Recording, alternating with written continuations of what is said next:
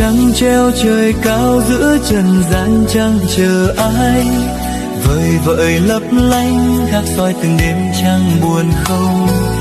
Trăng nơi cung hằng xem dùm ta em chốn nào, 10 năm qua anh đâu dễ quên ngày mới yêu. Xuân qua hè sang sắc bằng lắng răng niềm nhớ, phượng hồng trước ngõ môi hôn nồng say bên hàng me. Thơ ngây trăng tròn sân trường xưa ta đón đưa, thời thư sinh như trang giấy thơm ghi lời yêu. Trăng tròn trăng khuyết bao mùa trôi trăng đã già, đường nhà em vắng xa không còn vang tiếng người xưa. Tơ hồng xưa cắt đứt làm đôi ai vá khâu, người phương đó ấm êm hay buồn thân gái